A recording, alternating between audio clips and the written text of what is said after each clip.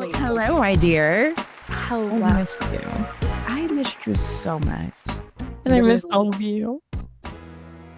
We have podcast viewers, which is crazy. That's insane. I know, because we just started combining our forces, like Wonder Twins. I was trying to do the fingers match up, but we'll just pretend they matched up. And now we're both magical twins that work the podcast mic. Because we went from She's Got News to Mutually obsessed. The podcast. Don't call it a comeback. I've been here for years. Yeah, okay. Before we explain it all, can I tell you something that we can all be mutually obsessed about? The Please. new podcast studio room area. Bitch, we've got central air. I had been recording with no central air during the beginning of the springtime with the heat wave that we had. And literally, when Jodeci said, "Baby, I will die for you," I was dying for y'all. Under the lights, under the everything. But now, central air, bitches. That's exciting because so a lot of people don't realize, I think, in big cities when there's not even older homes, but certain homes, you don't have HVAC. I remember when I was looking for a home in the big old city of LA, and I just took for granted that I saw the thermostat and assumed there was a HVAC included, and there wasn't. And I found that out during the hottest summer in LA.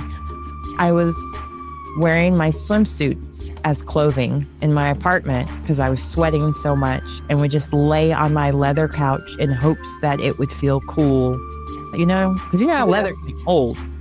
Would you ever get on the ground and be like, "I'm gonna lay on the ground because heat rises," and you find out that even that air on the ground is oppressive? Honestly, didn't think of it. I kind of wish I knew you then, because maybe that would have been an option. But I also remember you're in I lived in LA, not some people I live in LA and it's Glendale or I don't know, places I've never heard of. I lived in the real LA, Culture City, Century City and Culver City. And there was people everywhere, right? And so we had the gated doors as well, the old 1960s. I don't know why they thought those gates would keep people out, but I guess they do. They also work as a privacy screen. Gated community. Yeah, that was their way of saying you lived in a gated when you don't. So then it got to a point where I was just like, F it. The wind breeze is getting blocked by my security gate. So I would just have that open and all the windows, doors open. It was just a free for all. If this is how I'm going to die, this is how I'm going to die because it's too freaking hot. It was horrible. This is it, then it's just it. I can't do anything to try and save it. No. And I used to, I don't know if you do this sometimes, but sometimes I'm oh, my ancestors went through worse. How can I complain? Yeah. And there was times when I was just okay, I realized I don't know how my lineage survived. They were clearly stronger people than I was, because no, I don't like being cold, AC, all that. My husband likes it freezing, and some of my friends keep it on 60, and that's just psychotic, right? So I'm curious, are you mutually obsessed with air conditioning? Do you keep it on a certain level? Do you let your husband or spouse touch that thermostat once you've set it? And for those of us that are having our coastal winters or private summers, you have to have a fan and separate other things to kind of regulate your temperatures when they're fluctuating through all the different heat cycles. How do you handle that? Tell us in the chat, write us and let us know, and tell us some of the other stuff that you might mean that we should be obsessed with, and so we can all be mutually obsessed. Which, hey, I got ahead of myself. Elle, tell them the reason behind the name change. The reason behind the name change is because we said so. We were She's Got News, and that was great. We had a bunch of amazing guests. I think sometimes in my content creation journey, I feel like people intentionally misunderstand. So we were getting the "Oh, well, if She's Got News, do you take male guests?" All of those type of questions. And then I found while we were recording episodes, we would come in and we had a list of topics, and we would get stuck from one or two, and we would never even make it to the list, which for the listeners, you guys weren't missing out on anything. We didn't promise you. But I felt like, okay, well, if we're only doing 1 or 2 topics, then let's have a show name that reflects like, hey, we're not covering the news. We're not giving you a broad array of topics. We're just going to kind of obsessively talk about 1 or 2 or 3 things. Then I got stuck on the word obsessed and I was like, okay, this has to be something. And then what was it? We were collectively obsessed, but you kept saying Collective bargaining. Collective bargaining. Yeah.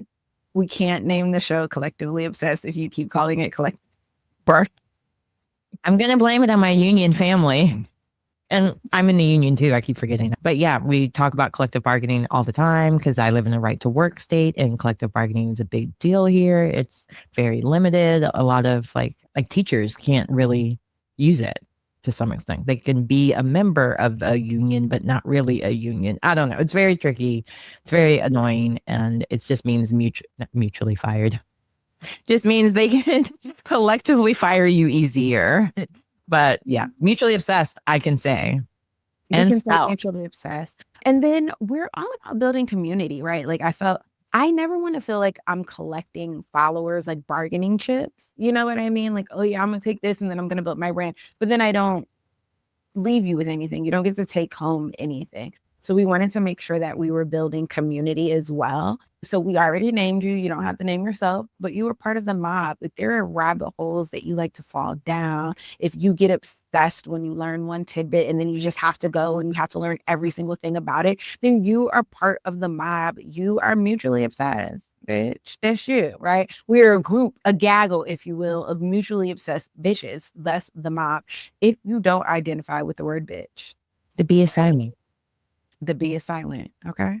And if you don't like, the B is just, it's not even in the title, but it fits at the same time. Because, you know, we be out here like the mafia finding out things that the FBI can't even find out. Listen, literally, casting for Love Island can't seem to find that these people keep getting online and saying like culturally inappropriate things, yet the internet finds them, right? Mob shit. So, you know, I love a little all black with some jewelry too. That's gonna work for me every time, which gives my vibe. So I put on my Italian bling. It's costume jewelry. Please don't kill me for it. I put on my Italian bling for it since we're the mob. Bitches love a summer. And a cracker. And a quality diamond. Quality diamonds. Listen, no whores over here. Okay. You know, what's funny is that a friend of mine was selling, I think it's called Depop. There's this, have you heard of this app, Depop? Obsessed. I've heard people like mention it, but I don't know what it is. Don't get on it. Like, don't get on it. Because now it's constantly telling me Coachitopia is not going on right now where you can get like $10 Coach bags, $5 Coach bags, $10, $20. They're used. And sometimes it's brand new stuff. So What's that? DEPOP. P? Is it P or just one P? Hold on. Let me not lead you mutually obsessed. Let me not mess up my beep. Oh yeah, DEPOP. Got it. Yeah, sorry. I'm ADHD. I hyperfocus. I get like obsessed with things. So Depop, I've gotten obsessed with that because of my best friend. He's a drag queen and he was selling costumes. He's also a makeup artist. He works on a lot of different celebrity people. So on his website, he had all these things. And anytime he has anything that's like real woman size, that sounds bad. I mean, like I can't ever wear a size 14 shoe, but if there's a 9, I'm like, oh, let's go. I'm getting it. Right. And so my daughter loved his bracelets and we were buying some jackets anyway. So he threw these in for us and they were too big for her because it's a man's wrist. But I mean, these were $10 each. So even still, like you can find really good deals. I got like a jacket that still had its tags in it for like $40. That was faux leather, very designer looking. And it also opened me up to Fashion Nova because there was a lot of Fashion Nova stuff on there that was actually really cute. And I was like, wait, let me look into Fashion Nova. So then I downloaded that app and the other apps, and now Amazon and UPS are at my door. Not Amazon. UPS is at my door every hour. I love it. Because bitches love a summer. They deserve. Bitches deserve. Yeah. So if you are like interested in things that are happening on the news, things that are taking over pop culture, but like you don't have the time, right? We're here to help you. It's not a true crime podcast specifically and solely, but there are true crime cases that are taking up our timeline. Nancy Drew, D4VD, maternal instinct, things of that nature. So we will be covering it. I do want to get into the Carmelo Anthony case. He has a new legal team. We want to break down what that means, what that looks like. All the things. Even like some of us are obsessed with Love Island. And we want to talk about the orgies that they are doing for the Heat Challenge and things of that nature. But even still, the deeper conversations that Trinity was having about race and dating interracially, it was the same conversation that Sierra had on Summer House. I know I'm obsessed with Summer House still. Last night, I was going through withdrawals. I started Winter House again. Like, I just love that. I just love that cast and the different dynamics through it. But seeing like elements of things that kind of overlap because we're perpetually online or on our TVs because we can't stop consuming. And one way to greatly to help others is for us to share those different things that we are obsessed with. So, you know, too, even like to the things I'm learning about the kids, because our kids are learning all these new words and things and detecting the similar. Okay, so the French fry thing. There was a lot of there's a lot of different things going on about there, but there was also like they have like a menu of food items that they're using as code words for sexual stuff. It doesn't necessarily mean what the Urban Dictionary of French fry meant. Because when I looked that up, please God, don't look that up. It was very gross. It was very nasty. It was not, I don't think that's what they were doing based on the way describing it the next day. When they were the first French fry conversation, we were talking about Kenzie and Corbin, and you're like, that wasn't no kissing. I took that as can I say that? Sexually satisfactions. Okay, yeah. I that's what I took it as. I took it as the digits going, like, you know, your hand going into the bag and you're picking up the French fries. And I was thinking the opposite of that. I was thinking a more oral fixation. Because would you hear somebody's fingers that far away? Like, I'll do some research tonight and come back. I was just thinking in a dark room, right? Like it's silent. Nobody's on their phone. If there's the proper amount of hydration for the digits to be smothered in, if you will. Welcome to Mutually Obsessed, the podcast. I'm Elle. Even worse is I eat French fries with mayo. What do you eat your French fries with? Ketchup, malt vinegar? Yes, mayo. Now that's. I mean, the salt, whatever salt. I don't say salt. Lari's. I love, just like bitches love the summer. I love a sauce. So I've done like ketchup and mayo. I like to make a little pink sauce. Mm-hmm. Depends on my mood, but let me tell you my all-time favorite. My cousin has already called me weird, so if you do not identify, that's okay. I'm almost scared. We call them, this is how you make vegan chicken wings. You're going to get your Chick-fil-A French fries. I don't know if they work with no other brand. You got to do it with Chick-fil-A. You're going to get your chicken. You're going to get ranch, buffalo, Chick-fil-A sauce. You're going to take it. You're going to drizzle a little bit of each on the fries. And then you're going to take your hand, put it on top. Or you could get a bowl if you don't want to make it messy. But you want to shake it out. Nice little coat. So you're tossing the fries in the sauce. I'm going to shake them up. When you say toss, that I feel like my back. You're going to shake them up. And then you're going to eat them. I'll be good and goddamned if that shit don't taste like a buffalo chicken. It is so good. It's so good. Now on a regular day, I'm just a Chick-fil-A and ranch girl. I do a little zip. But if you would like to try my sauce, like my elite sauce combination, it's that. Okay, so I see your sauce. Yeah. I love when I go to Jesus Chicken, I get the sriracha sauce. Yes. with mayo and be Mhm. dipping my fries into that too, because that's like a spicy mayo. That With the little spicy pink aioli sauce. Yes. Yes. Immediately. Yeah. I'm gonna take that since we just being big bags. I'm gonna raise you, right? teach me some. You gonna get some Chick-fil-A mac and cheese. Oh, I'm getting ready to be a big bag. No, You're gonna get Chick-fil-A mac and cheese. You're going to get the nuggets. sorry. You want to put the nuggets in the macaroni and cheese. Okay. Then you want to take that sweet and spicy sriracha Mm. and drizzle that. Get you a fork, take a bite. Oh my God, you're welcome. I don't know. I'm kind of a snob when it comes to macaroni and cheese. And somebody told me that Chick-fil-A macaroni and cheese was good. And I'm still traumatized because why was it creamy and liquidy at the same time? Nah, I didn't have that version.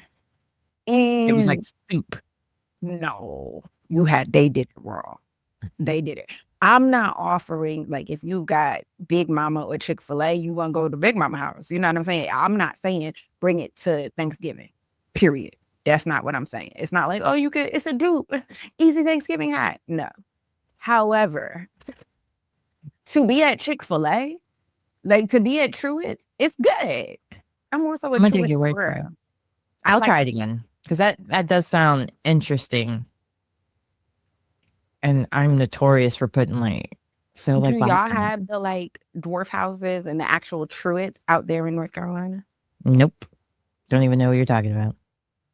I didn't really know what disco fries were either, but I was like, probably like what they serve in Canada with the gravy and the cheese. It's similar. Yeah, boom. Because I feel like I saw it on Jersey Shore, but I never Yeah. eaten it. And I don't know why, but in Georgia, I don't know if that's because it's where it starts. You know, the Truett family is the founders of Chick-fil-A, but they have Truett restaurants. And so you can get your Chick-fil-A stuff, but you can also get stuff that's like not on the Chick-fil-A menu. They've got burgers, they've got Hawaiian burgers. Like it's like, it gives diner vibes. And then you also have what they call the dwarf houses. I don't know. I cannot explain the difference in the names, but the dwarf houses, they're open 24/6. Right. And when you go inside, it's more of like it gives more like a cafeteria type vibe, but they have the fried sweet potato pie. You could get, then you can get you a slice of that fried sweet potato pie with some. We're also ice dream. Because my mouth kept trying to say American dream, and I knew that wasn't right, so I couldn't say that. But you're going to get some of that ice cream and you're going to get that fried sweet potato pie. So it's like, well, just hilarious jokes. How you have different friends for different shit. You go to different restaurants for different shit. Yeah, for sure. Fair. Huh. I don't know. That's interesting. So in Jersey, what's your favorite fast food up there? My favorite fast food in Jersey? Because when I lived in Jersey, my parents didn't do fast food. So I never had it. If I'm going to say all the time, when I'm in a different state, I'm thinking about it, Jimmy Buff's. Yeah, we don't have that. No, you don't. It's an Italian hot dog place. So you can go get Italian hot dogs, you can go get Italian cheeseburgers, but they serve it in like a pocket of bread, right? And it like opens up, it's a slit. And then they fry the hot dog and they stuff that down in there. They put mustard. I don't eat mustard, but you can get your ketchup, mustard, whatever you want inside. And then they come with like the potatoes, they cut them in wheels and then they fry them with pepper and onion. And they load that bitch right into it. Ketchup. And then they give it to you. And it's just like a greasy, delicious Jersey ass mess. I like mine with the Welch's grape soda. That's very specific. It's so Jersey. Like you can go look it up. Like if they're like famous. Like how Welch's grape soda. Yeah, you gotta go to the hood to get that crap. You know, Welch's made sodas. Yeah, bitch, a Welch's grape soda, that is not in a can, not the bottle. I want a cold can. I'm learning so much today. Because so my parents were conspiracy theorists. They didn't let me eat fast food. So I didn't have like McDonald's, Wendy's, any of that. Well, like, let me preface this. Great parent. My second dad, so not my biological, but my second dad, my original, we had McDonald's, but it was in Europe. And so it was completely different. But the bonus, the right one, the correct one, he was a conspiracy theorist. So he was very big on a couple. Some of his conspiracies are like dead on. So he was really big on not eating, drinking, or consuming things that were marketed directly only to Black people. So like we would get Jet and Ebony and all of that, and we would look and be like, nope, can't have that, can't have that, can't have that, because it wasn't in the white magazines, or the more, don't call it white magazines, but the Vogues of it all. You know what I mean? So then go to them CIA plant places. I get it. And so he was the same about fast food, because there was, for the most part, fast food restaurants were only in certain neighborhoods. They were never in our neighborhoods that we lived in. And so it would be like going out of the way to go to them anyway, but it was also a matter of like, see why they have that here. They have these and they have the bodegas, but they don't have any grocery stores for like with delis. And like he was talking about food deserts in the 90s and like all of this different stuff, because he was very radical in his thinking, but it was also very smart. And I still like believe in a lot of it now, but it's funny now living in the suburbs, living with a white husband. And he's just like, what? And he loves a grape soda. He loves all those things. And I've like never had it. Don't know what it tastes like. Like I have tried them, but it's also been kind of like not worth getting killed over for my dad's right. My mom would, she didn't frame it like in the same wording. Yeah. We couldn't have Lunchables. We couldn't eat Twinkies, the Dunkaroo cookies. We couldn't have those. The same thing. She would do it with television. I didn't watch Good Times until I was an adult. We could not watch Good Times because every time they almost made it out the hood, something happened. And so she felt like they were serving you and conditioning you to like be okay with the bare minimum, like never making it out. I couldn't watch the Brady Bunch because there was no representation. And then I got old, which was crazy because it was like, girl, if you was looking for representation on television, you should have just turned it off, especially then, like at the era of Brady Bunch. But nevertheless, we did have that Diane Carroll nurse show because I was allowed to watch that. And then it was like hit or miss what I could get away with. Yeah, Dynasty I could watch. Dallas, which is very random, but maybe because my mom was sneaking to watch it anyway. But and then I got older, and I always say this about me is I can tie everything back to slavery because everything ties back to slavery. However, I got older and I discovered that drinking games actually originated during slavery, because what was happening was Sunday was their only day off. So slaves had Saturday after work, after slave hours were over. And then you had Sunday where you didn't have to work for the massa. And that's where things like soul food and congregating on Sundays after church, that's where that originated, right? But what was happening, or what slave masters found were happening, was that on Sunday, they were occupied. You're in church, you're cooking, you're occupied. But Saturday, there was a bunch of free time and people were sitting around. And this is where the runaway plots and all of this were allegedly, contrived, right? Inside of these Saturday evening moments. So what happened was the slave owners started sending the slaves home with alcohol. And then they eventually started teaching them games. So like some of the first alcohol drinking games are like bobbing for apples and different things like that. And so the idea was, if you get them drunk, if you like under the guise of fun, and then they pass out, they don't have time to talk about, they're not clear-headed enough to talk about what's actually happening. Then you take little things like that, and then you realize it's liquor store on every block in the hood. Right? Like there's no other companies, there's no other businesses that want to invest here. And I'll never forget one time I was in the hood, really was. And we were like driving through. And I saw this guy get off of work, blue collar job. He gets off of the bus and it's Friday. You could see it on him, right? Like like just another week of this, right? Like he was just exuding that. And I watched him like, might as well stroll into the liquor store, right? Which made no shade to him wanting a drink or any of that. But it makes you think like, what if there was some place else for him to mosey into, right? Like, what if he could mosey into a fresh market and those things be just as affordable as that like Mad Dog or Special Brew or whatever 211, whatever he's going to get. Because some people suffer because of the lack of access. And so when you look and you hear people say things like slavery ain't ended, it's just reframed. 100%.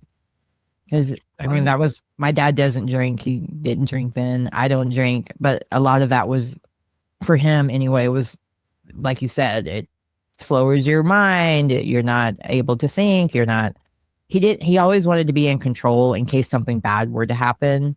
And that's kind of where I started to like stop drinking, is because I felt like whenever I was intoxicated somewhere, and not intoxicated, that sounds like I was drunk, but like if I was tipsy somewhere, it seemed like somebody would always try me or say something inappropriate, and I wouldn't be in the right mindset to react appropriately to it, because I would laugh it off as opposed to be like, hey, whoa, what do you mean by that? Right. You know, so I wanted, and now that everybody knows I'm sober, nobody seems to really try me like that anymore, because they know I'm not inebriated. You'll get the business. You can't just say whatever and me not check you on it. But I believe I do love that the newer generations have stopped drinking and it's not pushed on them. I wonder how much greatness they're going to have. Yes, this generation is not drinking and like all of the things. I believe it is a spirit, right? Like you in down south, they call it like the spirit store and all of that. And so I just believe in sharing those vibes with specific people and like in specific groups. So if I'm in a space where like I don't like the vibe or whatever, I'm not going to share that. Or commune in that space because like I don't like the spirit. But I also think that while people are celebrating this younger generation not drinking as much, and they should be, we're overlooking the big pharma push. Because also what's happened to the younger generation is these were the kids who they got involved with big pharma, whether it be through therapy, right? The kids are depressed and all of the things, and not saying that they don't need the medication, that the medication can't help.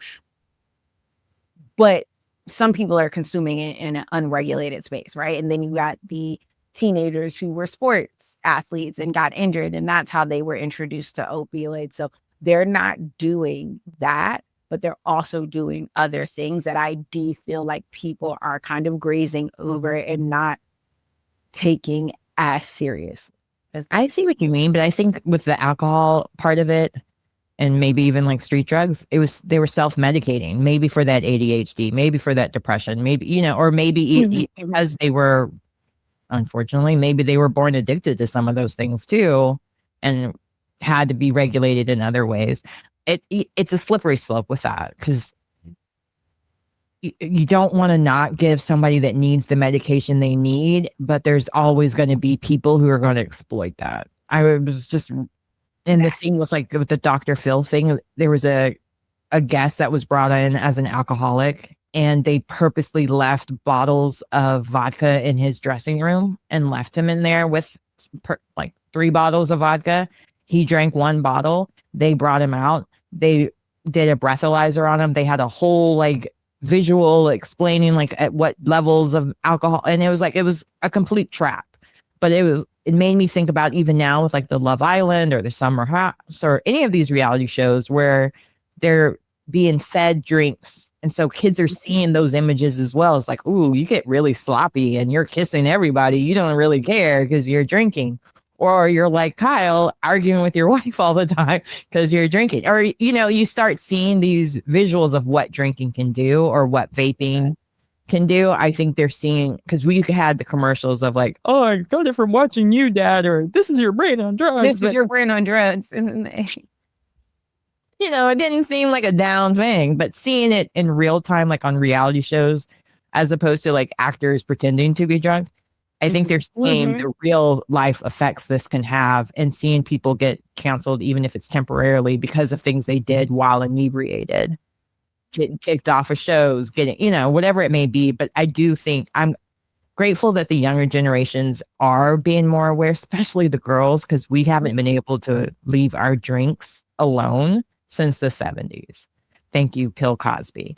But exactly. And so like now, or Tony, what was it? Funky Cole Medina. Like there's been so many things in our drinks. It's like, yay. We have a little bit more safety for our girls and for our boys out there getting caught up into things that they don't need to be caught up in at such a young age. Because even at 21, I think it's really young. Not that I'm saying they should need to change laws or any of that, because some 21-year-olds can handle it better than others. But I do think I'm glad to see the pull from it, and that there's more options. Being a sober person myself, like it's just having mocktails as an option, not just $15 juices or whatever. Like they're really curating and creating these wonderful drinks that taste so delicious, which is nice. I don't understand the mocktail craze. I'm not a shader. Do your thing, right? Like if you, and I love that, like you feel represented because it's on the menu, but I'm just like, the way that my addictive personality is set up is if I had a mocktail that looked like a cocktail, that would make me want a cocktail. Like it's almost like if I'm not drinking, I need it to not be in a drink glass, because the making it look like some that intrigues me. And then I'm not a juice person. So like that's, if I'm drinking, then I'm drinking and I'll have like ginger ale or something there, but I'm not too much of a like, just like pour a glass of juice. So I get to thinking like, well, bitch, if I'm drinking juice and calories, then might as well get drunk. Yeah. No, I totally understand that. Because I admit, like I'll normally do one mocktail and the rest are water or soda or something, because it's like I'm still not paying $10 for no alcohol. Although there's like a THC, which I don't know. Part of me is like, what's the difference? Because I tried THC drink recently, and I almost felt like I was cheating on my sobriety in a way, because although it wasn't alcohol, it was still like I felt a little different. But it wore off really quickly. So it was almost like, oh, I like how I am off of it too. It wasn't one of those like feelings where I'm like, ooh, let me keep going, or I need to maintain this level of feeling, because it lasted long enough. No, I get that. Like there is 4 hours. Window of tequila that says like, keep fucking going. And then it's like, no, bitch, stop. And I never got angry. Like I wasn't emotional. None of the other things that can come with drinking, none of the throwing up or, any. And it was also like, as I got older, I was always like a two drink girl anyway. And of course, when you're drinking at people's houses and they're constantly refilling, it two could have been four for all I knew. But I was never like different cups. Yeah. I was never like a big drinker anyway, but I just got really bad at it at the older I got, where it just was the reaction to it. Like I could drink one drink and then I'm sick. And I was like, I don't want to be cleaning at other people's houses because I can't control my alcohol. So I gave it up. But also I think there's a lot more options, and I'm glad that there are, because you don't feel pressured into doing it, or social. If you're hanging out socially, like sometimes I would feel a little left out because people wouldn't want to invite me because they're like, oh, since you're sober. I'm like, hey, I'm the designated driver. Like, I never understood that. Yeah. Now, somebody with no vice does scare me. Like, if you're just like, I just get high off of the Lord, please stay away from me. But I've always respected people's sobriety for whatever reason. Sometimes it depends on how people will say, I don't drink. Then I'd be like, oh, if you don't mind me asking, why? Because your reaction was so visceral. You know what I mean? What is it? But normally I'll ask from like out of creating a safe space, like, oh, you don't drink, because I also have no problem not drinking. So if I'm triggering you or like just whatever, let me know. But I'm just the type of person that if you're around me, if you're hanging out around me, I want you to feel safe. Yeah. And so if drinking doesn't make you feel safe, then I'm going to not invite you because of liquor. Like that's dumb. That's dumb. Well, and so recently I was at a political event, and there is an open bar at most political events, as you know, and they were taking pictures, and a girl asked me if I would hold her drink, and I was like, oh, I'm sober. Like, I don't really want to be pictured with an alcoholic drink or holding it. But interestingly enough, when I know it's a mocktail, I don't know. Like when you were saying about I couldn't have a cup that, like I've had martini glasses with the mocktails in it, and it never dawned on me. But maybe because it's been so many years since I've actually had alcohol, because I haven't had it in over 10 years. Mm-hmm. It doesn't register. But I've only just started doing mocktails in the last few months or so. So it's not only because, the full disclosure, the summer house trivia nights were at a bar. Right. Like Oxford mocktails. So it's like, oh, new world. Oh, you're doing. When I go to the clown store, the comedy stores or comedy shops and stuff, you always have to have a 2-item minimum. And so they started doing mocktails. So I'll do that there because I'm like, ooh, I can get a spicy margarita that's no tequila. But then sometimes they forget that the whatever the sour, the mix or whatever might have alcohol in it. So there's been times when they're like, oh, my bad. It had the mixing and it had alcohol in it. I love that for you. I don't want to drink no virgin spicy. So spicy juice. Why are you drinking spicy juice? I'm just kidding. I like spicy ginger ale too. I like hot drinks. I do. I love a good ginger ale with or a good ginger juice. Yeah. Fine. 100%. There's this spa in Asheville that I've done commercials for them. So they like, oh, all expense paid trips we've gotten there. And because I would never pay for this. This is why I'm telling you this, because it's so expensive. But they made fresh. Next time though, go ahead.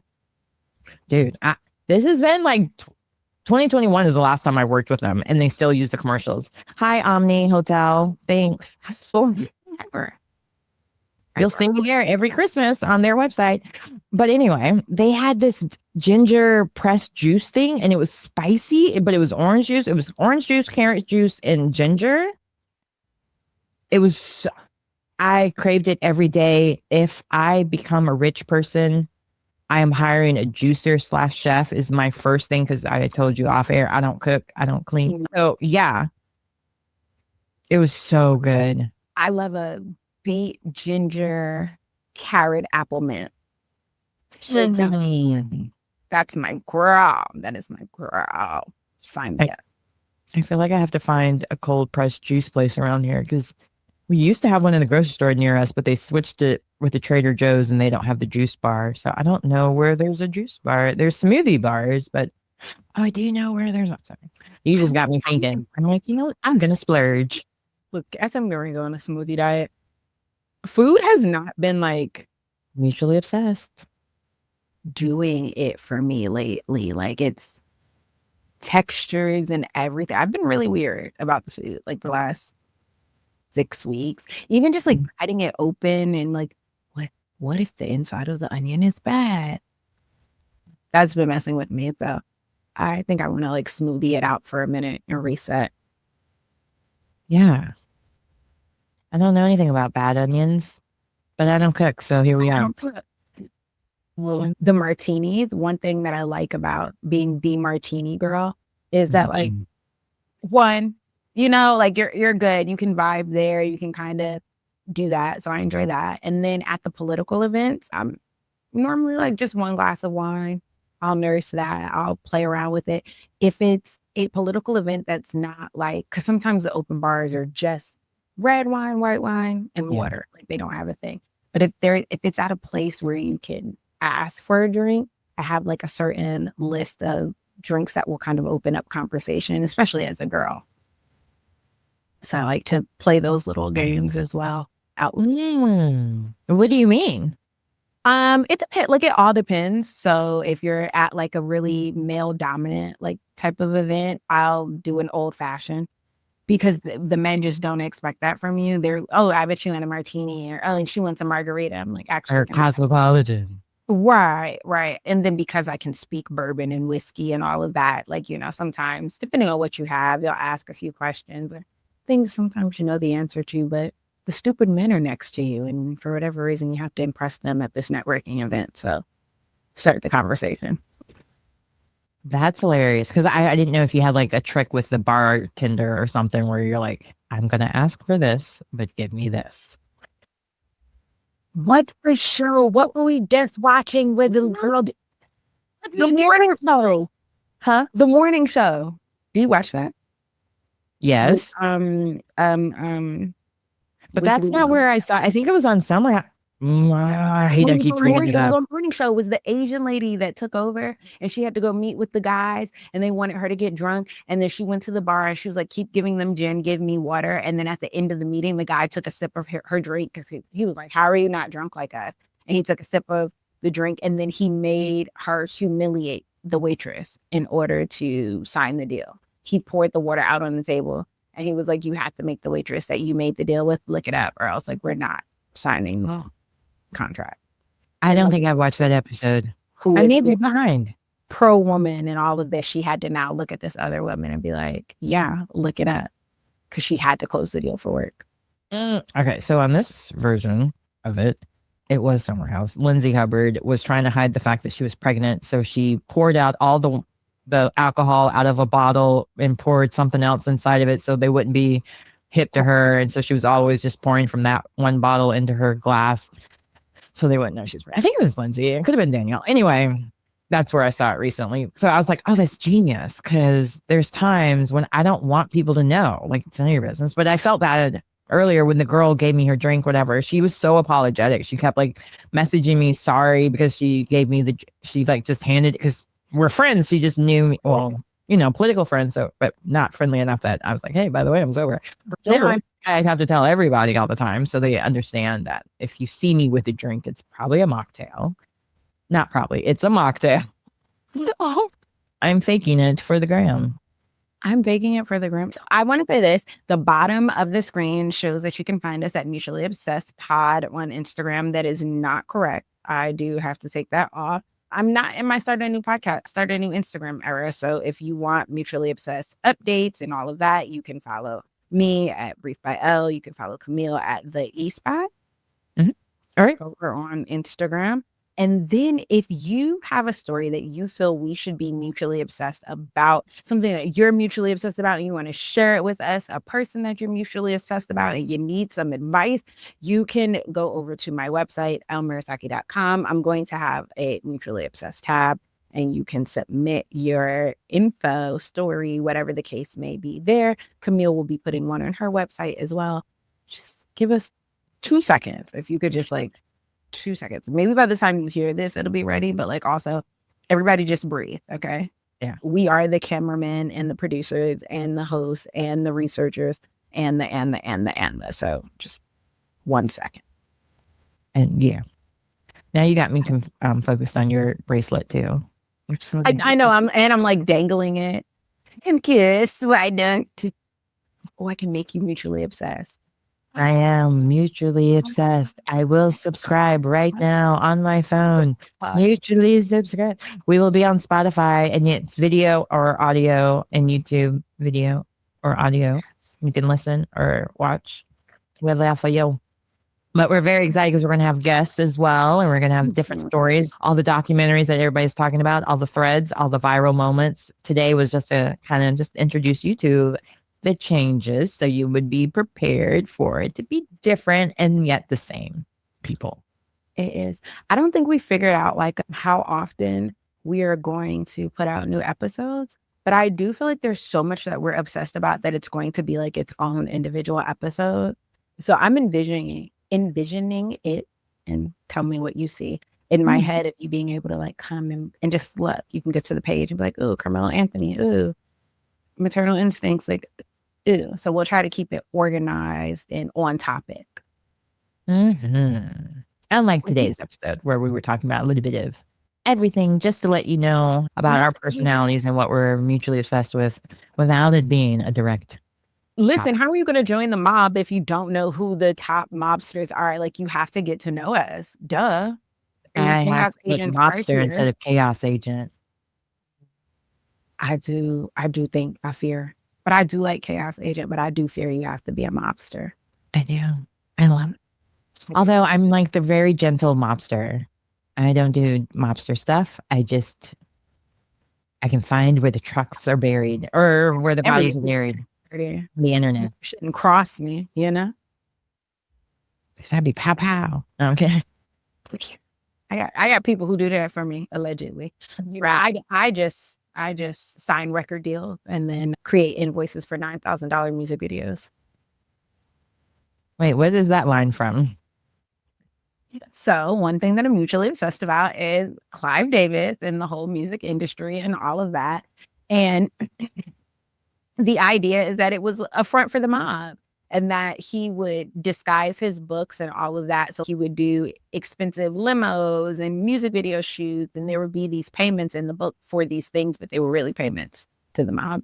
So that's how he was able to keep the front, is do it under the guise of like Phyllis Hyman and Carlos Santana. And wait, so that's why when TLC came in with guns a-blazing, he didn't call the cops? Because I was kind of like, what kind of stuff are you doing in the music world that nobody called the cops, and P. Diddy was just there like, hey, by the way, y'all bugging. Hey, yeah, go help your girl. Yep, no, that's, yeah, they're the mob. So you got to know who your mobsters are. One thing I know, we're going to cover the Carmelo Anthony trial and him getting a new legal team. We are definitely going to cover what's going on at Delaney Hall in Newark, New Jersey. For those of you guys who are not abreast, we have a concentration camp in the state of New Jersey. You can call it an ICE detention center and all of the things. By definition, if you fucking read a history book, if you go look it up, it's a concentration camp, right? There are members of Congress and different people who are tasked with oversight there. And so they're not letting those people come in and see. The few people, even the governor, when Mikey Sherrill just recently did her walkthrough, they will let them in, but only into certain areas. And these people who are responsible for oversight, like the governor and Congresswoman LaMonica, Representative LaMonica, they are supposed to have full access, but they're not granting them access. So certain places are off limits, but that shouldn't be the case. They're not allowed to talk to detainees. That should not be the case. On the outside, there are amazing content creators, Kevin, Casey, and a bunch more that I know by like name. So please forget, I mean by face, but I don't know by name. So please forgive me. But they're going out there, they're getting maced, they're getting thrown on train tracks. These people are literally risking their lives to provide the content and to keep it in the zeitgeist of this is what's going on, because it's not being covered by national and legacy news. So I want to have, hey, Kevin has been one of the content creators who is in the forefront. He's been going out there every day since family members from the inside, they've been getting phone calls, and family members on the outside have been ringing the alarms and advocating for their family members. I'm not one of those people who believe like, oh, that's happening to a community or a culture that doesn't look like mine, because if you'll do it to them, you'll do it to me. I truly believe that we are all the same. The oppressor looks like one thing, and they oppress people who don't look like them. And so in this case, whether you're Black, whether you're brown, whether you're Asian, whether you're whatever, we're all the same. We're a minority. This land is our land. They're not talking about us. So this idea of like the diaspora wars and the, oh, well, I'm clearly not Latino when you look at me, that it's ignorant, because once they're finished getting away with it, they're just going to turn their target. Well, like what that judge was saying, the prison population is aging. They need new blood. They need new sweat equity. So who do you think they're going to get that from? The poor. And they don't care what color you are when you're poor. I used to tutor in statistics. But like, it was a shame. You know, like if you don't know, if I can take a person saying, you know what, I don't know, and then be willing to be educated, be willing to learn something, then I can take somebody just speaking my shit that they don't know. I have this one person that always disputes out things like they're fact. And I will like, I caught myself because I realized I can't just copy what you say, because you just make up stuff, or your parents lied to you. There was like this one okay, so it's my husband. So there was this one time in the car, my daughter wanted to do something and she needed the light on. And he said, oh, you can't have the light on. It's illegal to have it on. Why would they put lights in the car if it's illegal to use them? Wait, but I thought it was. I thought you can't. No. Vehicle is operating. You didn't have a tiger mom, because my mom was making me do my homework in the car and I had to have the light on. So I don't know where you new age No, black folks are. my first of all, my mother is old as shit. But yeah, no, I've tried to do homework in the car. Turn the light, you're gonna get me pulled over. You can't have the light on while the car is moving. It's a lie. It's not true. It's not a law. Did you look it up? Yeah. Sighting. I need sighting. I will find it and give it to you, because I was kind of like, I was laughing so hard. Isn't it also a law that you can't drive barefoot? Like you have to have shoes on? I don't know about that one, but not really a law I've been trying to break either. I think I used to love driving barefoot. before.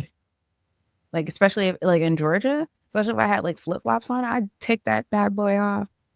Yeah, flip flops are worse, I feel like, than being barefoot. But also, like, don't listen to me though, because I would be driving barefoot with my left leg like up in the chair, like Indian style. So, got to get comfortable. Yeah. Okay, driving with your car dome light on is not outright illegal anywhere in the United States. However, it is strongly discouraged at night. While no law explicitly bans the light itself, interior glare can impair your night vision and lead to a traffic stop for distracted or unsafe driving. I mean, also though, it's kind of like duh, because they've got these cars with the big like display, and now you can like watch television while you're driving. So the nerve of you to pull me over for a dome light, I get it.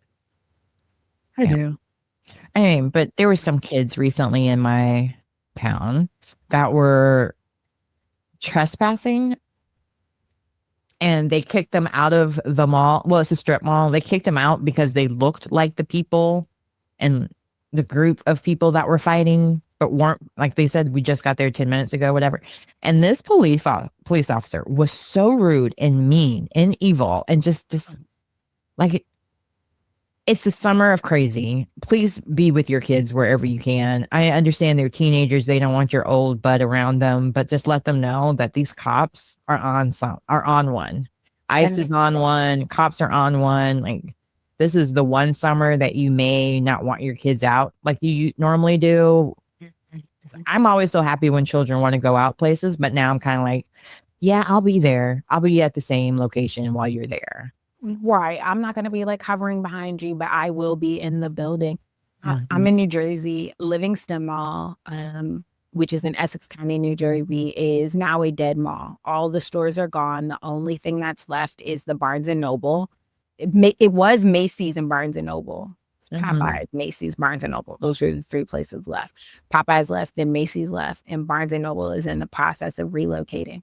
But teenagers have been either breaking into the mall or entering via the Barnes and Noble side. There's also been a lot of content of people like walking through the dead mall, so it is encouraging. But on the news today, they had the police officer like, we will arrest your kids for trespassing, so please like watch them.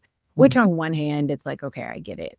On the other hand, taking it to the news to say, I'm going to arrest these teenagers we're walking through an empty mall is crazy. I get the rules exist, right? Like if it's no, then it's no. I do understand that, but also the news is why we will arrest. They said it. They were like, so let your kids know, even if they are kids, they can get arrested.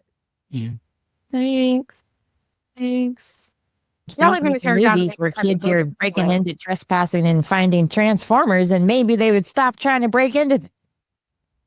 You know? Because I would be almost like seeing it on the news, like, ooh, must be something to find, to go look at. There we go. No, there's an Instagram page. It's a guy. He goes to like all of the dead malls. Oh, I've seen him because he comes to our dead malls. But the Livingston Mall one makes me so sad because I was there at its height. Did you guys, well, you were not in the US, but trick-or-treating at the mall was a really popular thing. I did with my daughter. Back in the 90s, Livingston Mall used to be a zoo. So where you walked in, it wasn't a whole food court. It was like zoo, like Madness, not they turned it into. Oh, okay. I was like, wow, they transformed a zoo into a mall? The Burger King that was at the entrance of the mall. And everybody would like congregate there before trick-or-treating started. And then when it started, you could see kids for miles taking. I've got pictures one year I was Scary Spice. But I've got pictures in the mall. I remember when I turned 13, all I wanted for my 13th birthday was my second ear piercing. And my mom had told me, when you turn 13, you can get your second ear piercing. Cool. But also for my 13th birthday, I wanted to go walk around the mall with my friends. Bitch, we're grown now. So I made my mom wake up the morning of my 13th birthday, take me to the mall so that I can go get my ears pierced, because I couldn't get them pierced if the adult wasn't there. So when I was walking around with my friends, I couldn't get my ears pierced. But also I wanted to be cute. I was walking around with my friends. So she had to wake up, take me to the mall, go get my ears pierced, come back, get dressed. I'll never forget. They drop us off at the mall. Me and my god sister and my best friend. I have $100 in my pocket. I can tell you to this day some of what I spent that $100 on in Livingston Mall. Livingston Mall was like so pivotal to my childhood. I remember like I got my first little South Pole puffer coat from Against All Odds in Livingston Mall. Like, so to see it dead is like, I saw it in its glory. I mean, feel old. You are old. I'm older, Wow. but yeah. Guess who's not visually obsessed with you anymore? Our children are making us feel old because we start realizing, wait, if they're the young ones, what does that make me? And so, yeah, no, I get that. It's interesting because now that I'm, quote, the elder-ish, I guess, I don't understand why more elderly women aren't more like aunties that help garner women into opportunities instead of being competitive against these young girls trying to take. Sure. And I just hope and pray that I'm always the kind of auntie that is helpful to others and opens the doors to others and gives them opportunities, because there is nothing worse than being the first one and the only one, in my opinion. What good is first class if the homies can't come? First class ain't no fun if the homies can't come. You got to send that back down. You have to. Before we get out of here, speaking of being old, Fred Hammond. How old do you think millennials are? That's what I want to know. Fred Hammond did a Tiny Desk, which top tier. Me, I've been a radical for Christ since the 90s. Okay. Me and Fred Hammond get down real bad. I've got a video on my page where I was talking about y'all not listening to Fred Hammond like I'm listening to Fred Hammond. Why don't you get up on that Tiny Desk, Fred Hammond, and go millennials? I don't know if you know this one, and then start singing Jesus Be Offense. That is the millennial anthem. If you are a millennial church kid, I don't know if you know this one. What else could we know? We was only allowed to listen to the gospel music. Well, some of them. My mother knew what was up. I was going to listen to the secular music. However, Fred Hammond, I did think that you meant Gen Z. I do think, because I was raised on the put your hands together right now, like you mean it right now. If Jesus can't be offense, what can he be? Millennials, I don't know if you know this. Camilla's making faces because she's not from the U.S. She don't know it. But she a foreigner, so we give her a pass. I'm also a foreigner that was raised by Black radicals. So I heard Fred Hampton and I was like, the Black Panther? Like, I was so confused. So I was on my Googling like, who is she talking about? First of all, if Fred Hampton had music, that motherfucker would have lived a life. From Black Panthers to being on the FBI list to somewhere in all the. And like, he'd been dead. So when you said Tiny Desk, I was like, okay, not the same Fred Hampton. Who is out? Girl. I mean, like the smoothie guy. Oh, I can't think of his name. My dad did the Bahamian diet from the smoothie guy. Oh, you talking about no a comedian too? I didn't know he was a comedian. I only knew him as a smoothie guy for the longest time. In Honduras, what's his name? The Bahamian diet guy. Savvy. No, not the fake. Sorry for those that follow Savvy, whatever his name is. Follow his son because he dead. Oh, I don't even know enough about him to. Gregory. Who? Dick Gregory. That sounds familiar. He was like a big time civil rights activist, comedian. Bahamian diet. Yeah, smart as I had to describe him. I know face. You know what? You're like my husband, where I'm like, y'all make me feel old as hell when I say things, but when you say things that nobody's heard of, I don't make you feel ancient, like you were in the 1800s. No, I just needed to. I needed his name wasn't Just ringing. play along with me. Right. You could have made the funny faces. It's my favorite smoothie. The one by Dick Gregory, duh. Okay, well, like it came in a canister that you mix the powder with your smoothie. Yeah, and then But he was like a huge favorite. Like, there's one of my favorite documentaries of all time is about Dick Gregory. Find it and you'll enjoy it because then you'll like, oh, he's like that. Mm-hmm. Mm-hmm. Let me see here. Dick Gregory.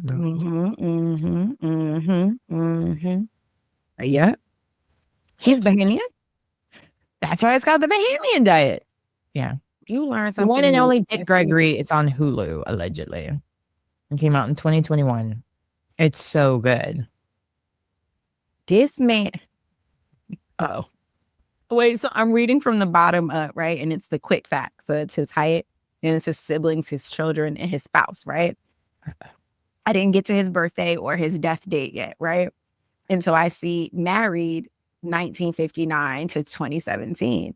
And I start cracking up because I'm like, could you imagine how sick you have to be of your spouse to be married in 1959 and then by like 2017, you're like, actually, bitch, divorced. Like, I'm going to the courthouse. And that was the joke that I was making. And then I looked up and I was like, oh, he died in 2017. Sorry. I think that should be there. Like Lillian Gregory, widow. Yeah, till death or something. Good. If I married you in 1959, ain't no doer. It is gonna be it till death do us part. And then sometimes I wonder, because like my husband and I were getting close to that 20-year mark, and I wonder like what would it take for me to be like, I think I'm gonna start all over, and you're not really the one. Oh, we would never be a start all over. If I got a divorce, we'd be like, I'm gonna be single now. That's enough peopling. I don't know, man.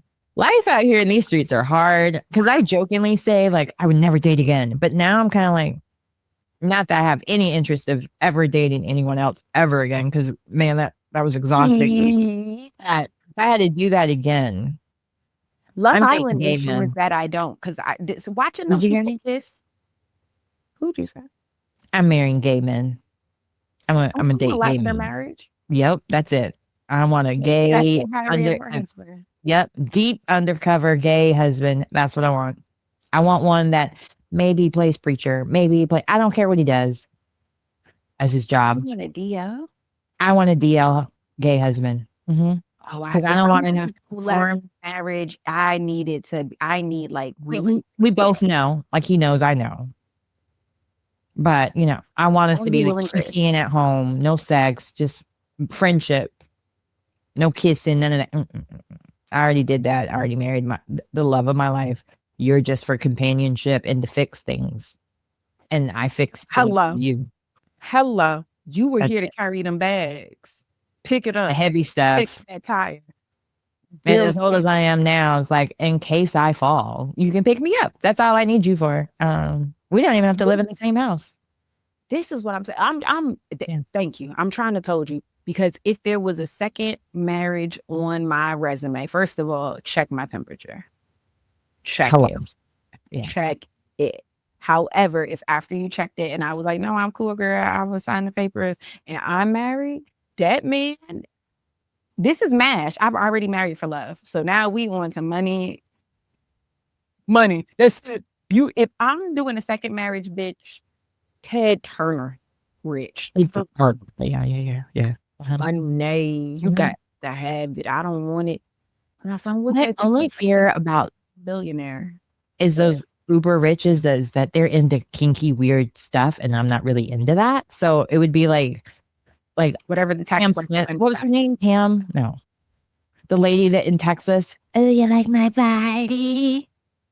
Do you think I'm sad? Nicole Smith. Anna Nicole Smith. It would be like that situation, like one foot in the grave. Immediately old and married. You have enough money to get the nurse to wipe your ass, because I can't do that. I can't be of any assistance. Your only role here is to assist me. I can't make you a sandwich. I can't order something for you. I can. instruct your house staff to do it. I can make a reservation. I can go shopping. I can keep it cute.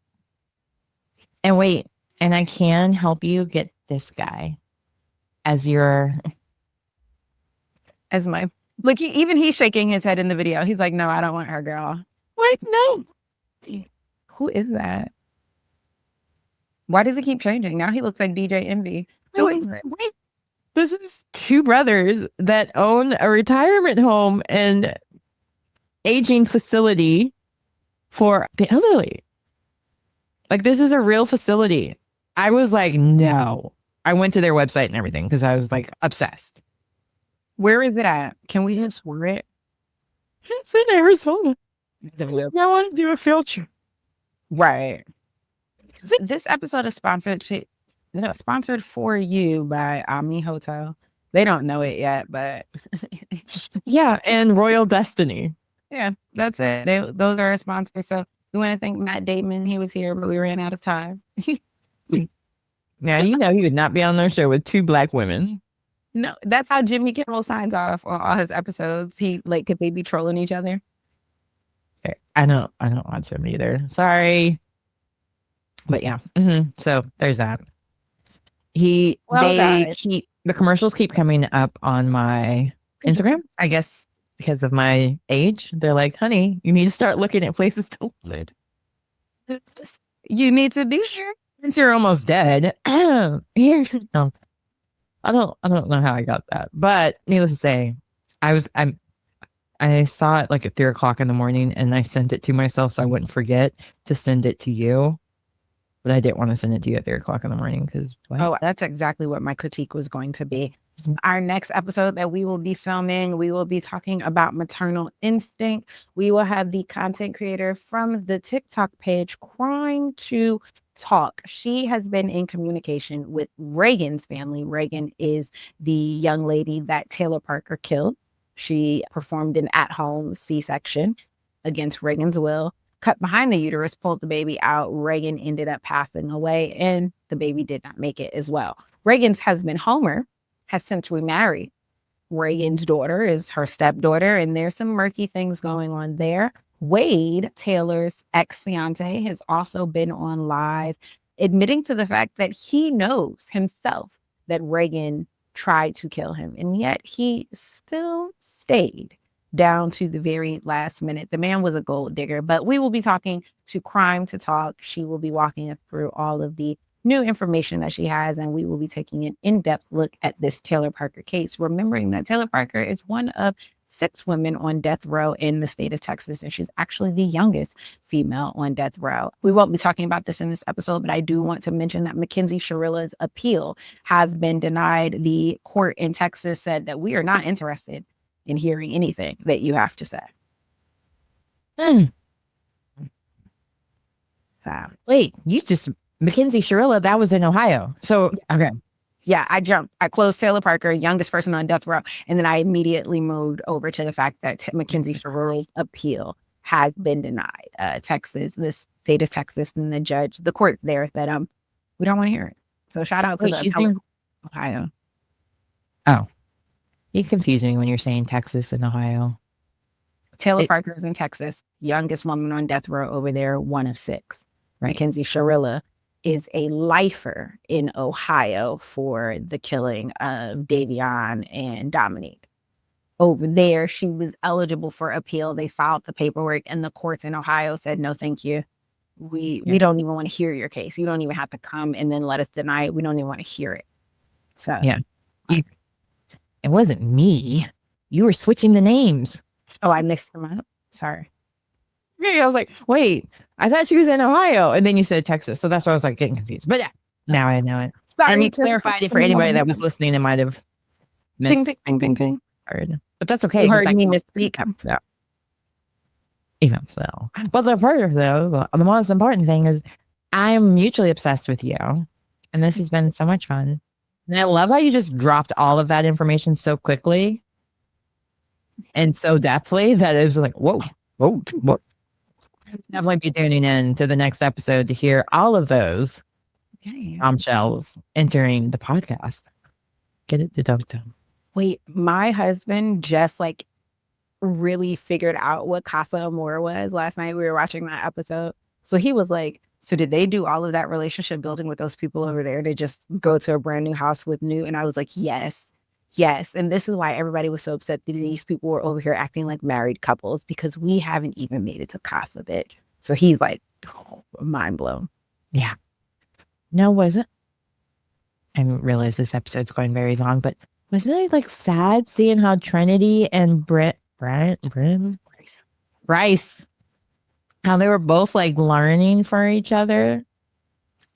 Love Island is boring the fuck out of me. And I tried. I literally tried. They made it to Casa. And then I turned it off when we had to watch the movie screen of them like making out with all the other girls. I was like, oh. And then I turned it off. Oh. Well, spoiler alert. Y'all just saying turn it back on. Yeah. Well, when you watch, if you watch the most recent one, you'll see, and it's kind of. Are they like still together? Are they still choosing each other? They're still separate. They're still separate. I maintain crying over each other. Think that neither one of them came in prepared to be in an interracial relationship. They talk about the interracial relationship part as well, or she does, because she's like, I'm just scared he's over there and he's going with something more comfortable within his own race. And we talked about that. So I'm just really like insecure about this whole thing because this is something new to me and blah, blah, blah. And it would just really hurt if he did that. And he's over there with the blackest queen. So I'm like, that's kind of cute. But he's also like over there kind of like, she's no Trinity though. Really? And that's so crazy that I have grown to seeing it for Trinity, because my first critique from the season was Trinity. And not based on her looks or anything, just her age, her like just it wasn't for me. I didn't feel like she was mature enough for the show at the beginning, but she has proven me wrong. She has proven me wrong. I was wrong. Yeah, same. I fuck with her deep. Yeah, and I didn't expect that. She did something on the episode that I was watching, and I was like, actually, because I had been saying that I don't want to see any of these people like on sponsorships and anything after the show. I want to see Trinity. And that body and that skin. And listen, her weave is holding up better than I predicted. I still think she DoorDashed some bundles in, but I think production was like, people are seeing it for you. Let's step it up. And they got that hair together, because that's not the same hair for episode 1. I don't remember her hair for episode 1, but I will go back and watch, because I do remember being like, they like, for some reason, I guess this season they weren't allowing them to wear braids for whatever reason or something. That was the rumor. Oh. And so that, and I was like, oh, so how's the hair going to handle the humidity of Fiji and sweat and all the games and all the stuff they want to pour on people and this, that, like that would keep me from joining. Yeah. Time out. What? Time out. I'm so sorry.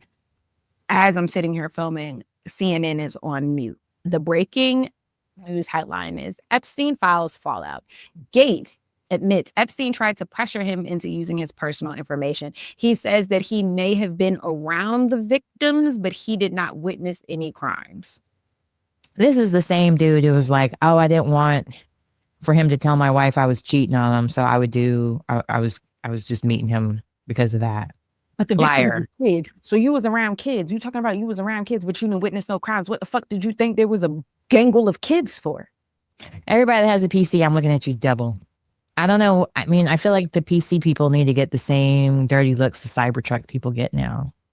Because it's a lot easier to change your computer program than it is to change a car. Like a Mac? Like a computer?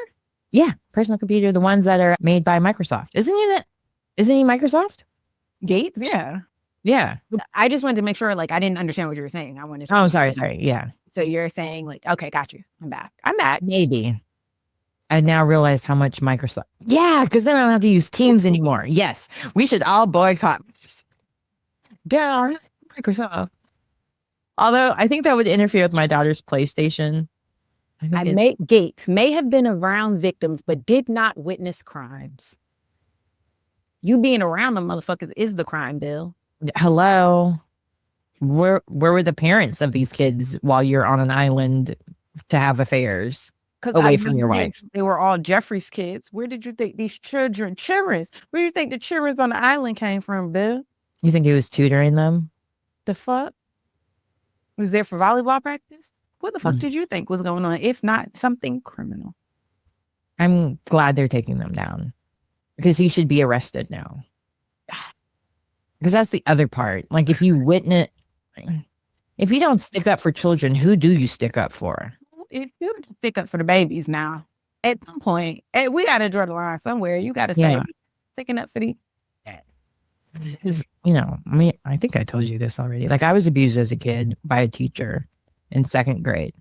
Shit never left me. I'm still like, when I had to take my daughter to school, it freaked me out for the longest time. I probably cried every year that she started school, more so that I was scared of what could happen to her in school. Because I don't think of schools as safe spaces ever since then. And that was 2nd grade. So when I think of the things that these kids have endured and the places and the people who saw them, from the staff, from the flights, from whatever, and they did nothing. Like how much was your paycheck that you were willing to sell that kid's soul for? Because they're never going to be the same. And for the ones that have committed suicide already or unalived themselves over this, like, how do you sleep at night knowing you contributed to that and did nothing? That's the part that I don't get. My former pastor was forging an inappropriate relationship with my sister. This is years ago, to the point of planning a youth sleepover at his house just under the guise of getting my sister there so that they could sneak off at night. The man is sick, right? My mother tells her soror, who is the reason that we even know about this church. We came because she invited us.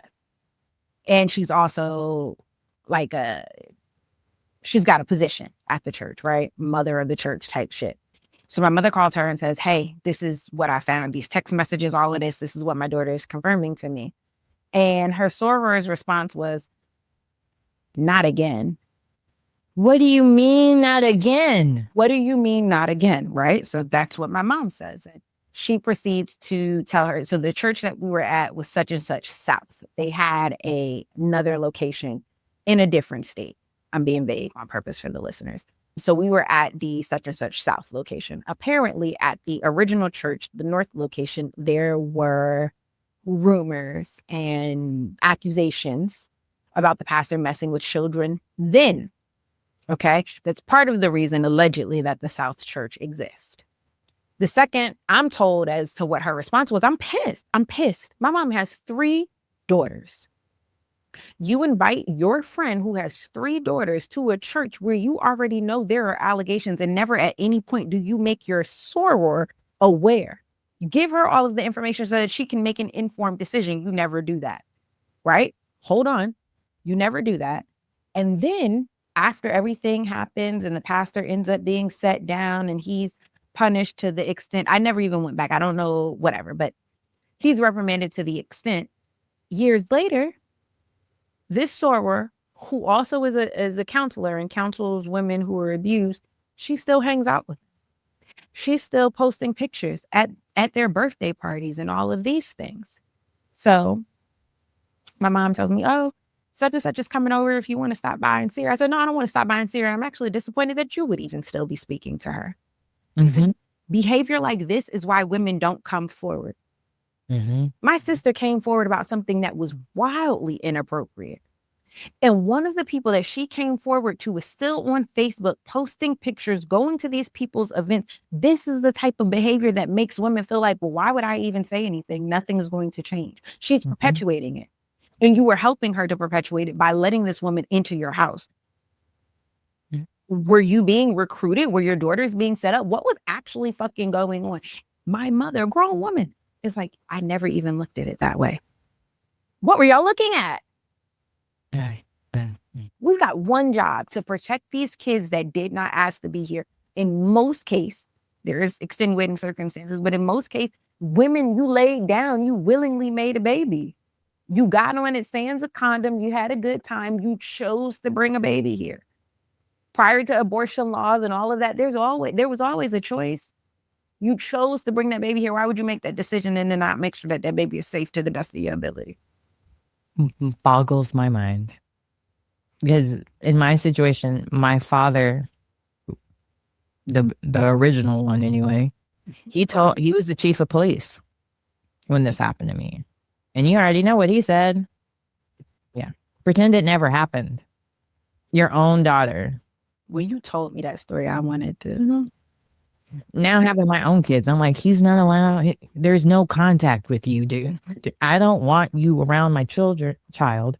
I don't want you around any children, honestly, because if that's the way you feel about things, and there was multiple other things that have happened while I lived with him and his wife that made me realize women aren't safe around him and neither are children.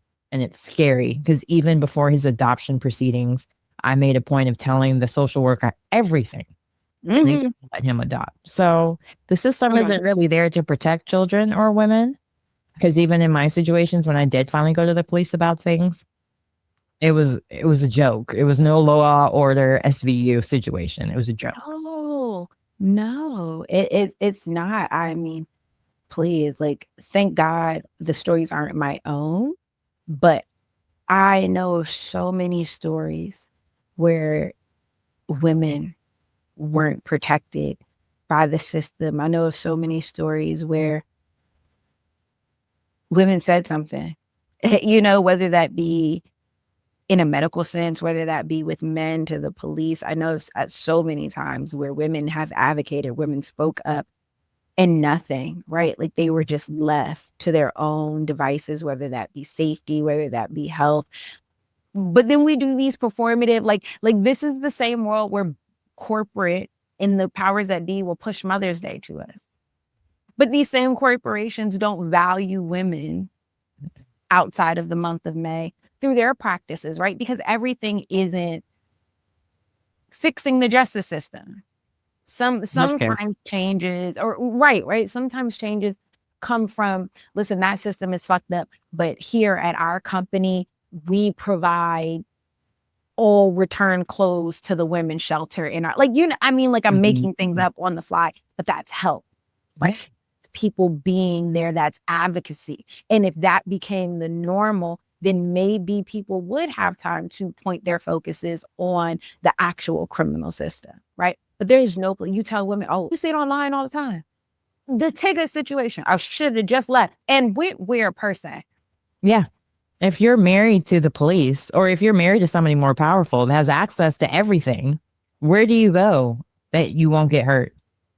Or that you'll won't be better off? Or you're not trading one danger for another. Dad might be dangerous, but what the fuck is going on at the shelter? Mm-hmm. And you have children, and some don't accept children. Some don't accept co-ed relation, like if it's a boy-girl situation. You have family members who I don't believe that you're actually leaving, so I don't want that at my doorstep. You can't come here. Which, to a certain extent, I do understand, especially if the place that you're fleeing to they have kids. But then there's also no further help, right? It's not like, oh, you can't come to my doorstep, but I'll pay for a hotel for X amount of days. That's help. Yeah. Go back to their original father. He even kicked out a domestic violence victim from his family's home in order to put a sexual predator in there that wasn't allowed to be around children, because he felt that she should work things out with her abusive husband instead of running away.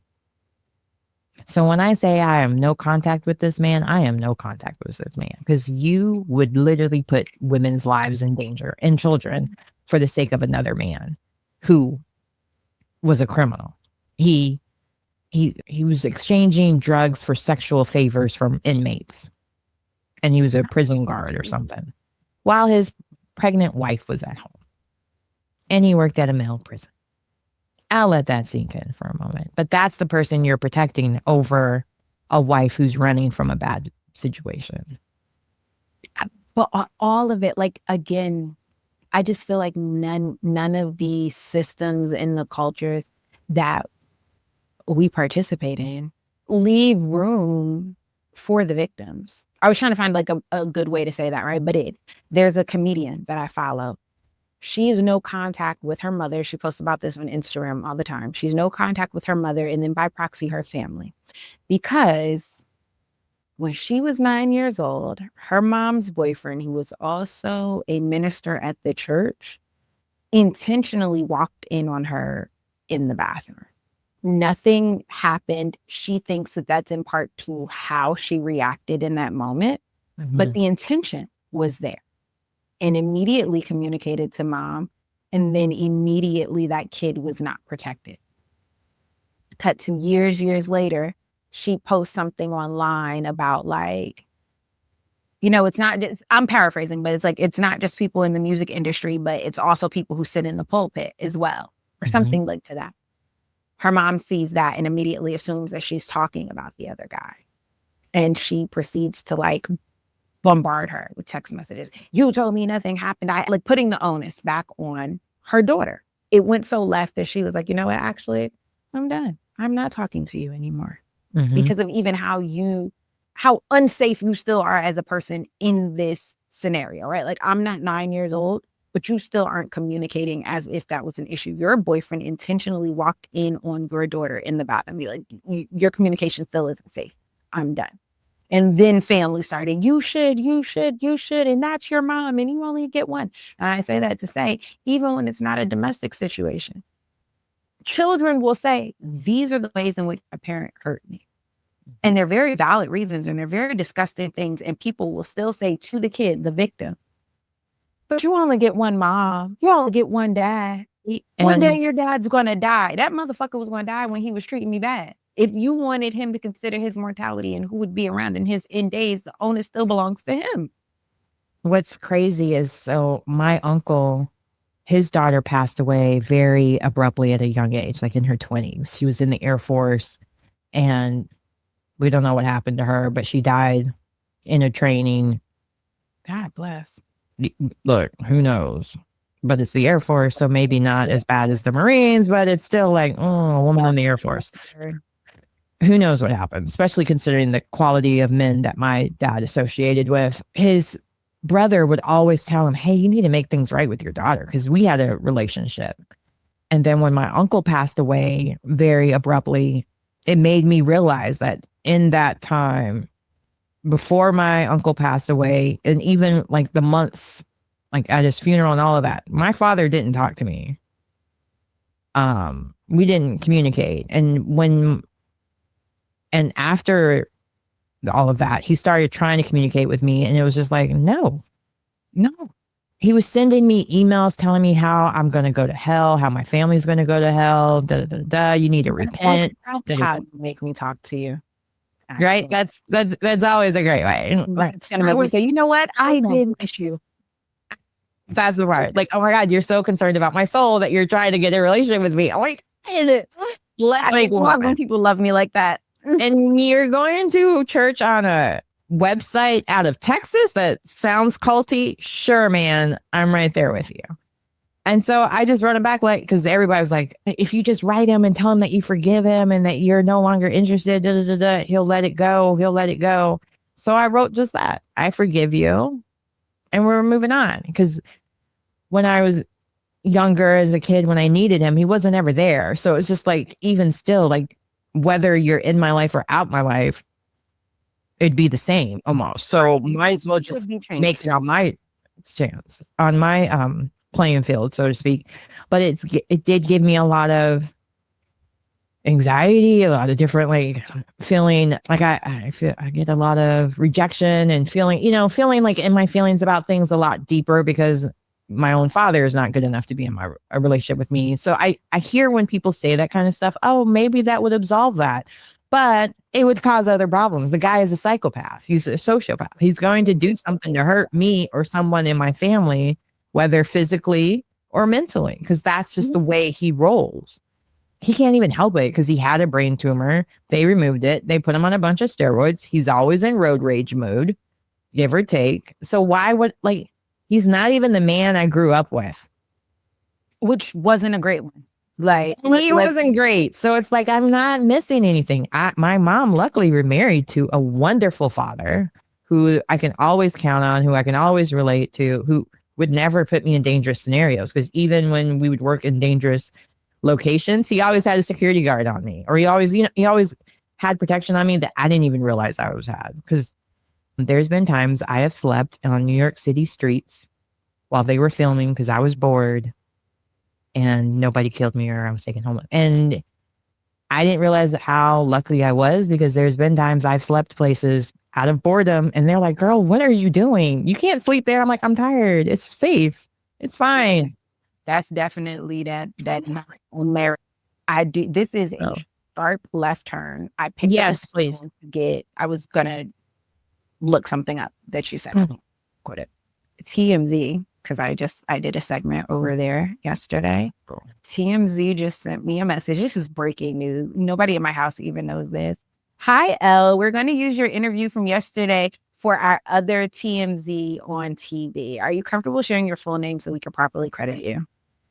Does that work? Can you hear that? I also just yesterday I signed my first release to have some of my content on a television show that you guys might actually watch. I can't tell you who yet, but I did sign my first release. So Rosie O'Donnell saw my content this week. TMZ asked me to come on the show, and then they're putting it on TV. And now the release, that's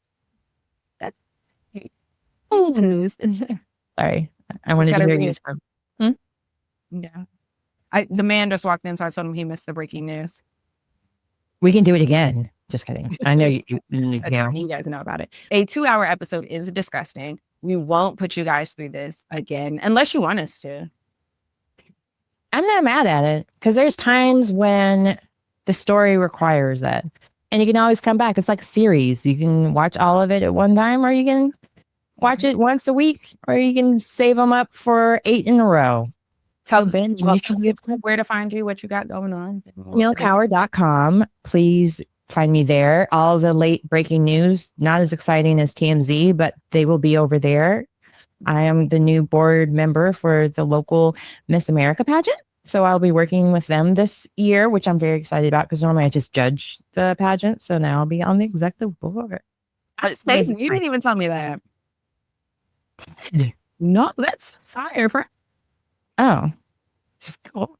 Look, anytime I have the opportunity to help other girls, I'm there, because I've been working with the North Carolina Teen Dems forever. For 4 years for the local, and then for the state, almost 2 years. And soon as that is up, I'm done. I want to work with just girls. Nothing against the boys that I've worked with, but I just felt like there's been so many places where women didn't feel like their voices were heard because the men were always speaking. Mm-hmm. And in this situation, it was always men applying for the executive board position. So there wasn't a lot of women even in the rooms to speak. And I just don't want to have to do that anymore, where I'm trying to negotiate for girls to have an opportunity and to speak. And so with this opportunity, it'll give me that chance to really foster that. And I'm very girl and girly and like pageants and all that beautiful stuff. But I also love helping people find their talents and using that to, encourage them, because I felt that I was very lucky. My parents always kind of believed in me, no matter how ridiculous my ideas were. So I want to be that person for them as well. So it's fun. It's exciting, because my daughter's such a personality type, because she's into science and math and not really into all of that stuff. This gives me that opportunity to still enjoy that side without making her feel forced to fit into a square when she's a circle. I love that. So I absolutely love that for you. Well, I'm not on the board of anything, so I don't feel like I should go next. But you can follow me at Brief by Elle. Brief by Elle on all things social. Oh my God, sorry. I just had like a whole I grew up watching not grew up, but I watch Rosie every day. Her and like the other girl, Ricky Lake. They're like her, Sally Jesse Raphael, Jerry, all of it. Like that was my college rotation of shows to watch, because I was a sociology major. Forget Ricky Lake show, Jenny Jones, and Vanessa Raphael. Vanessa. What's her name? From the Cosby Show. She was Vanessa on the show. But even she had a talk show. I watched that talk show. I don't remember hers. I remember Ananda Lewis. Yep. Watch that too. Yes. Arsenio Hall, of course. Arsenio Hall. What's the other one? Damn, you said Rolanda. Chelsea Handler. Joan Rivers. of course, the mother. The mother. Because she was back in late night television. She was on there at first. She was like the first woman to ever even host late night. So she's like the mother. On Johnny Carson, she actually made Johnny Carson laugh on the air. And then... So that's so exciting. Sorry. I just wanted to... Joan was doing it. She got her start there. She would do as a guest host when Johnny Carson was sick and all of that. Carson airs on, I believe, 4. So NBC. Oh, I was like, he was at nighttime where I lived. Yeah, no, with nighttime she got a deal with Fox. She told Fox that she would take the talk show deal, but she wanted to be the one to tell Johnny Carson because she felt like Johnny gave her start or whatever. So just out of respect, because it was also going to be a late night show. So they would have been competing, but she wanted to talk to him. Long story short, Johnny Carson found out about it from somebody other than Joan and then began to like do the industry thing to sabotage and all of that. I think her late night show ran for 2 seasons. They cut it. And then he made her persona non grata at the Johnny Carson show. She was never able to come back and do any guest appearances on the Johnny Carson show. Johnny Carson retired, gave it to Jay Leno out of respect for Jay Leno. Out of respect for Johnny Carson, Jay Leno would not let Joan on the show. So even though it wasn't the Carson show anymore, because this man literally banned her, Johnny Carson banned her from the late night show. Okay. So Leno took over. I wouldn't have done that if it was another man though. Hello. The beef withstood. Joan for multiple years tried to call him. She'd pick up, he'd say hello. She'd be like, oh, this is Joan. He would hang up on her. She'd call back. Then the wife would answer and be like, oh, he's not here. He would not like accept her apology. She was not let back onto the late night show until Jimmy Fallon took over. And his very first show, the very first guest was Joan. He brought Joan Rivers out and announced that the band was over. He wasn't participating in it. And that's how she got back on late night television, which is what led to her getting the daytime talk show, because her husband was so heavily invested in her and was like, no, like, we're going to still push for this, which is how she ended up making the switch to daytime TV. And that's where she eventually got her Emmy. Good for her. I didn't know all of that. And I watched the documentary, but I don't remember all of that part. Look, so I'm so glad you educated me on that, because I loved Joan Rivers. She's one of my favorites. When I have guests, like on the podcast and everything, I normally put them on index card, like my questions for the guests. And I got that from Joan Rivers. Is the old like thing she did, and she was walking people through her house and like her art and everything. She had the library drawers and all of her jokes were on her index card, and that was like her thing. So Rolodex. You knew I was grabbing it. Yeah, because it's like it was like these little cards, but like in a drawer, and it was the coolest thing ever. And she had a few of them signed. So like if a joke like landed well or whatever, let's just say like she did the Johnny Carson show and the joke landed well there, she would have them sign it. So some of them were like up as art in her house. But I loved that. And so that's... I use little notebooks. Or like whenever I do anything live, I use little notebooks because I used to use little notebooks, and I would have like pictures of them too, because sometimes I would work these red carpet events and they wouldn't tell you who you're going to end up interviewing, but you knew you weren't going to interview all 50 people, but you needed to at least recognize them and be able to start somewhere. And why were they all Tyler Perry actors? So I didn't know none of them. Shit. Well, none of them was Tyler LaPlay. You know who I'm talking about? Tyler LaPlay, Omari Hardwick, those is... Yeah. Well, he wasn't there, but Tyler LaPlay was. And I just knew he was gorgeous, and he was kind of a big dude. And so I asked him questions about body shape. My body's feminine. You feel like you... I think I was like, do you feel pigeonholed because of your body? Because you're so big, like you can only play certain position? Because he's a former NFL player. Yeah, you can. Or a football player.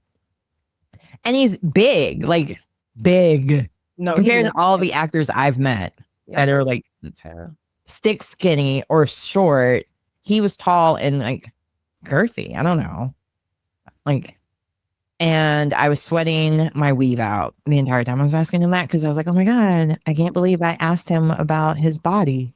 As if I've heard that Tyler your weave out. That's what I heard. But the thing is, like, people ask that of women all the time. So it was kind of fun to ask a man that, but it's like thinking back because I was like, I don't know who you are from nothing. And at this point, he was only on the haves and the have-nots or something, maybe. He wasn't on other shows that I would have seen by then. So, yeah, I felt real dumb. But then I had to begin. Thankfully, the haves and the have he did Amazon Prime show Harlem. And so I was able to redeem myself. Yes, I loved Harlem. But he was so tipsy. It was funny. Like, I don't think he knew where he was. You knew where he was is crazy. Now that you're like, he's on this. I'm like, yes, I watched all those shits. Clearly, I'm a fan. Well, it was I'll send you the link because you might know who all these people were and laugh even more, realizing that those are the kinds of questions I asked them. One. Oh, no. So let me tell you this, because this is where we were. I was telling you guys where to find me. I'm Briefed by Elle on all things social. You can find me on elmurasaki.com, ELLEMURASAKI.com. I'll be working on getting the link up there so you can tell us about all of the stories you are obsessed about, things that you want to share with us, things that you want us to cover on the podcast. You can drop them over there. And then apparently, I'll be on TMZ. What's up? When? Where? When? Did they give you a date? Day. So I don't. Hey. I don't actually watch TMZ on television. So, I don't know where it airs, but I just, so I'll break the fourth wall. We started at 12 and I forgot I had to take my daughter to the dentist at 2. So my phone's been ringing because she's not at the dentist. Or did you say Club Jersey? No, he's a lot of shit going on. I'm listening to you about your daughter. You missed the appointment and they're calling you. But I was going to say, to make you feel better, I also missed my daughter's last dentist appointment. We scheduled it. Then when I rescheduled it, ended up having car issues. My car was in the shop, so I still had to cancel it. And she still hasn't been back. So you're doing a good job, Mom. Well, the funny thing is, I went last week because we were supposed to both go together. And I went last week because I chipped my tooth. I'm telling you, I've been having. You didn't tell me that either. Or did it come with the? No. So I chipped my tooth eating popcorn and pistachios. I don't even know. I don't even remember that part now. It doesn't even matter. But last week was not my week. So I did that on Monday, let's say. I call the dentist to see if they can fit me in. They're like, yeah, we can fit you in on Thursday. Perfect. I'll go. I go Thursday. I get my teeth cleaning. They buffed it down because it was just a slight chip on my front tooth. And I'm feeling really good about myself because I'm like, oh, got my teeth cleaned. It's no longer that chip bothering me that I'm rubbing my tongue around. I get home. Of course, my husband's there. We have a little powwow talking, Next thing you know, I'm like, oh, I need a LaCroix. I go out to my garage and there's like 3 steps. And we have a lot of like Amazon, Old Navy, Depop. I told you I've had an addiction. So there's a lot of boxes. I'm probably dancing like, ooh, yeah, because I'm ADHD. Yeah. I have a lot of hyper everywhere. I dance everywhere. I'm not like walking any place. I don't walk like a normal person. Even in the aisle, especially now that they play music for my generation as the elevator music, I'm chill. I'm dancing out to Britney Spears in the middle of the grocery store. So anyway, I'm dancing, must have 2-stepped too hard and fell. I fall like this, I'm assuming, like sliding into 3rd. My hand hits the entertainment center, so it's swollen here. You can't really tell. Maybe you can tell. It's swollen there. I have a bruise on my knee. I have a bruise on my ankle. They're both swollen. And then this beautiful marks on my face. Camille, I literally cannot believe. Liberty. I can't believe you did that. Yeah. One of the scabs is already like coming off, so that's good. But of course, on Thursday, all of that happens. No. And I just got my teeth cleaned and I was getting this way on my concrete floor because I just knew my teeth were gone. Making my stomach hurt. I'm sorry. Needless to say, my agent keeps sending me auditions that I can't do because my face looks like that. And so I've just been kind of depressed and not really want to go anywhere because I don't like the way people look at me like I'm a victim again. It brings back a lot of memories from previous situations where I was a victim and I'm not a victim, so it was just kind of like, I don't know. It was a weird feeling. And so I've just been kind of like chilling. And I was giving you your background music. Diary. I am not my this skin. I'm in the chair. My thing. Or Really that love me. skin for your background music. Oh, You know I love you, brown skin. I don't think it's gonna work though. I just, as an audio editor, it's gonna just jumble us. I do think it is. You do think it's gonna separate us? No, I think it's going to jumble us. But I Yeah. try. Yeah. But yeah, I won't do that again. Well, I will still be dance walking, but Just more carefully. no, I can't even think one. Because the last time I fell in my garage, I was rushing, so I'm like, I'm not gonna rush anymore. Fell in your garage? You do this regularly. Oh, I fall. Like, I'm a full-time faller. I'm double jointed, so sometimes my joints give out on me or dislocate while I'm walking. So sometimes it's not my fault. Sometimes it's just I'm clumsy. I'm a tripper. I'm a trip. I'm a bit what? I'm a trip over something. These feet, I'm a trip up the stairs, down the stairs, up on the sidewalk, over my feet, over the board that was there, over. I'm a trip over something that I looked at and said, I shouldn't trip over that. I'm a trip picking up my foot to make sure that I don't trip, and then I'm a trip. I'm going to trip. And it's always like the least expected. And then it's never when I'm doing too much. It's not like when I'm wearing heels and dressed in something. Thank God. Because I would probably die. It's always when I'm barefoot or there was one time I was in heels, but it was not my fault. It was an uneven, like welcome mat. Some of them have like the design in it. And I was wearing a wedge and I was rushing, boom, bam, fell down the stairs. It's the sound effects. Like, maybe you shouldn't wear heels. And I was like, maybe you shouldn't breathe. What are we talking about? So now I only wear wedges. Just to be safe. Well, 2 hours is what we have for you. Hell of an opening episode. I realize this shirt is kind of tight. So didn't say this, but again, in efforts of building community, we are going to be starting the Mob Book Club. So tell us what you want to read, where you want to start. Can we start with 107 Days? Because I already own that book and it's staring at me. Let's do it. Actually, I started it. I didn't finish it, but I'm there. I've got it. Okay, perfect. We'll see if we can finish it. If you want to know what I have, listen. I have 107 Days. I have Phases by Brandy. I have Garcelle's autobiography. I think I have Dorit's autobiography. I have Love You Too Much, which is a rom-com thriller. It was super, super good. There's this other one that I have about, girl, it's good. The girl's sister is marrying her ex-boyfriend. Okay, so here we're going to do, you're going to put a list and they're going to vote on which book we should do. Oh, yeah. We'll do it that way. Okay, so let me do it so we have it for the shorts. Yes. Yeah. Well, hello, mobsters. Welcome to the mob. Thank you for joining. This is our first official Mafia meeting to let you know that we are voting on the first book for our book club. If you are not a mutually obsessed bitch that loves to read, then become one because we want you in the mob. Down below, I'm going to be putting a poll of some books that we are going to start at, and you're going to vote. What is the first book for the Mob Book Club? Yeah, you. Thank you guys for listening. You could have been anywhere on the internet, but you were here keying with us. You've got 30 seconds, Camille. Talk to him.